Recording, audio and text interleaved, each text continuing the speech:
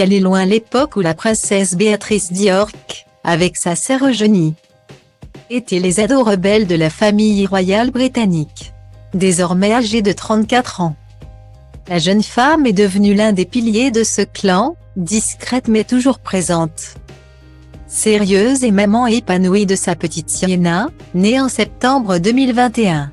Mais dans les prochaines semaines, son rôle devrait encore évoluer et grandir auprès de son oncle, le nouveau roi Charles III. En effet, la jeune femme est sur le point d'être nommée conseillère spéciale auprès du monarque. Un rôle qui consiste à remplacer le souverain lorsqu'il ne pourra pas assumer un déplacement ou un rendez-vous. Une preuve que la jeune femme a plutôt la tête sur les épaules et que son oncle lui fait confiance. Même si elle partagera cette nouvelle fonction avec les 4 membres de sa famille qui la précèdent dans l'ordre de succession et qui sont âgés de plus de 21 ans. Soit la reine consort Camilla, le prince William de Galles, le prince Harry et son père, le prince Andrew.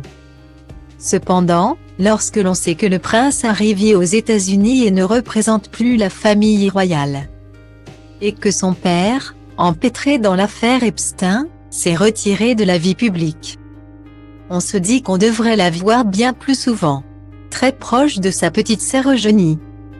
La fille de Sarah Ferguson devrait donc enfin sortir de sa réserve, elle qui est cependant toujours présente lors des grands événements de la famille.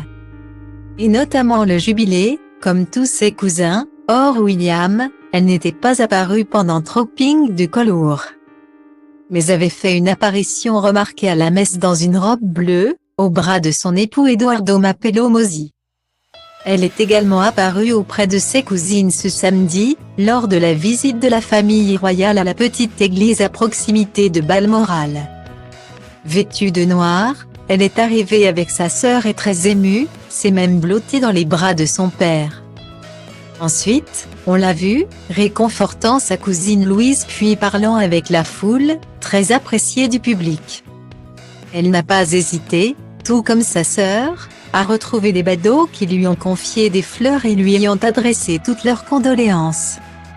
Très touchée, elle devrait désormais être présente lundi 19 septembre, lors des obsèques officielles de sa grand-mère. Et peut-être ce lundi à Édimbourg, une cérémonie religieuse sera donnée en présence de plusieurs membres de la famille royale dont le roi Charles III.